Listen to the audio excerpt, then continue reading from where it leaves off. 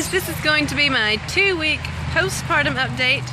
I'm actually almost 3 weeks postpartum, but I made the note several days ago, so we're just going to stick with 2 weeks. I am in the backyard with the boys, so you probably hear some background noise and some road noise because we live right by a highway, unfortunately. So, I have not updated since Nora has been born, and like I said, she's almost 3 weeks old now. I really thought I would update earlier than this, but you know, YouTube just really went to the bottom of my priority list, so. But I am ready to start making some more videos. I have some things I want to share soon. Actually before she was born, I hit 500 subscribers, so if you're new here, thanks for subscribing. And I did a Q&A video about a month ago, and if I'll leave a link below, you can go ask some questions, and hopefully I will get around to answering those soon. Like I said, I did make some notes. So she was born on September 9th at 2:52 in the morning. It was a great birth. It was a home birth. It went really, really well, and I want to share that story soon. As soon as I get the pictures from the night to just kind of put with the story. Let's see what else. The recovery so far has been really, really easy. She was 8 pounds and 3 ounces, which was between the weight of the boys, but I did not have to have stitches for the first time, and so that made the recovery so much easier. I did have a cold when she was born, so I was coughing a lot, and that made me just doubly thankful to not have to deal with stitches and coughing, because oh my goodness, that would have been awful. Let's see. I learned from experience and from people telling me that with a third child, your postpartum cramps are much worse.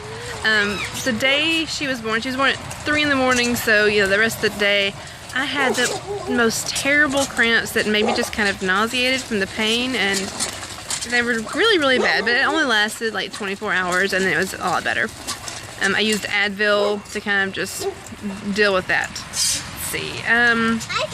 Breastfeeding is going really, really well now, but she did have a terrible latch at the beginning. She just didn't want to open her mouth. Her mouth is smaller than the boys' mouths were. They both had really big mouths, and her mouth was small, and she just did not want to open that thing. But a lot of trial and error, and it's much, much better now. And she just nurses constantly. I just feel like she never stops nursing, which is normal, but it just feels like more than with the boys, but it's probably not. Let's see. She is sleeping with us in the bed. We have a cradle in our room, but it's full of diapers and clothes and blankets. I would like to start having her nap in that soon, and maybe sleeping in it part of the night. Maybe soon, but right now she just naps on our bed too, or in my arms. She is sleeping fairly good. I mean, she's a newborn, so last night she slept 3 hours, and then 3 hours, and then she was awake from like 4 to 6 or 5 to 7 or something like that. I don't know, but just with my first child, the sleep was just like all I could think about and how tired I was, and now it's just kind of, you know what to expect, and you don't get a lot of sleep, but you still have little ones, and so you get up and go on with your day, and it's not that bad. So my advice for new parents is just don't dwell on how much sleep you aren't getting, because that just makes you more tired. Let's see. If you watch my pregnancy videos, you know I had a very hormonal pregnancy. It was awful, and I was really hoping for immediate relief from that, just kind of enter into newborn euphoric happiness, but that didn't really happen for me. It did get a ton better, but it is getting better. Her brothers are absolutely in love. If you follow me on Instagram, you've seen Logan holding her. He wants to hold her all the time. Wyatt also loves her. See, Logan is 3.5. Wyatt is 16. I see it. Good job. Wyatt is 16 months old, and he cannot express his love as well as Logan can. He is really, really rough. We have to be very careful and keep her out of his reach. She cannot be down the floor at the bouncy seat or anything like that, because he's very snacky, and it's not out of malice. It's just he's 16 months old, and he's very rough and tumble, and he just doesn't know how to express himself like that. Let's see. I thought Wyatt had weaned himself just a few days before she was born. He, like 3 days before she was born, he showed no interest in nursing. He didn't nurse for several days. And then he didn't nurse for the first couple days of her life. But then he is getting molars in and he asked to nurse. And so he is still nursing. I'm no longer nursing him at bedtime or nap time, just whenever he asks for it.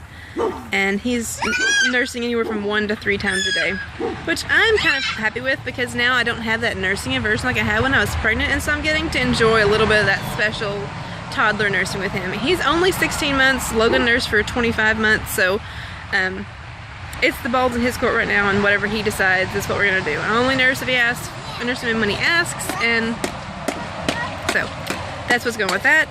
I said he is getting his molars in. He's kind of having a hard time with the transition of the new baby and everything.